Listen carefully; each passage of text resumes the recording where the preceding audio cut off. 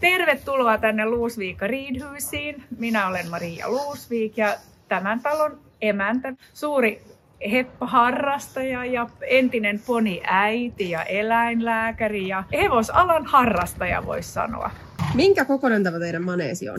Ulkomitat on 28 metriä kertaa 66 ja ratsastuspinta-alaa tässä on 25 kertaa 64.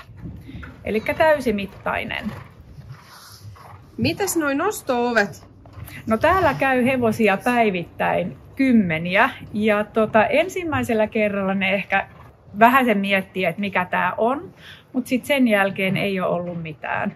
Ja jos joku sanoo ovesta, että ovi avautuu, niin sitten kaikki tietää, että ovi avautuu ja ei ole ollut mitään kummallisuuksia nosto-ovien kanssa. Teillä on nämä reikäpellit seinissä, niin tuleeko siitä tuuli, läpi, vesi, lumi? Nämä reikäpeltiseinät, niin niistä me saadaan paljon kysymyksiä, että miten hevoset reagoi niihin ja onhan se vähän kummallista varmasti. Mutta pelkkä plussapuolihan siinä on esimerkiksi nuorten hevosten kanssa, kun ne näkee, mitä tapahtuu siellä ulkona. Jos tulee traktori tai autoja tuolla tiellä, niin ne näkee, mitä tapahtuu. Kaverit on tuossa tarhassa, että jos joku huutaa, niin sitten se näkee sen. Eli ne on tämmöisiä turvallisuustekijöitä, näin minä näen sen. Ja sitten jos me mietitään esimerkiksi irtohypytystä täällä, niin potkulaudat on 1,70 m, eli kellekään hevoselle ei tule semmoinen mielikuva, että ne vois niinku hypätä täältä ulos. Se on turvallisuuskysymys, se on erittäin tärkeää. Sitten talvisin, kun vähän pyryttää lumi, niin totta kai sitä tulee sisään, koska nämä reijät on 4 milliä taisi olla. Niin kun sitä lunta tulee vähän sisään ja tämä pohja on suolattu, niin me lanataan sitä sinne sisään, niin se kosteuttaa tämän pohjan, koska se lumi sulaa sinne veteen. Eli pelkkiä plussia.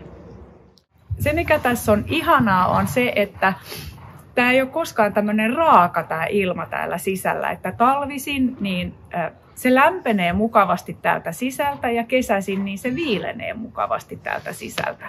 Ja sitä kosteeta ilmaa ei ole koskaan täällä. Onko teillä ollut tarvetta rakennuksen korjauksille jälkeenpäin ja jos on, niin miten Connex on sun mielestä niissä tapauksissa toiminut? Ei ole ollut mitään. Ja tämä on nyt 3. talvi, kun tämä on käytössä ja 3 vuotta tulee nyt täyteen nyt keväällä. Ja ei ole ollut mitään. Suosittelisitko sä tällaista Connex-maneesia muillekin?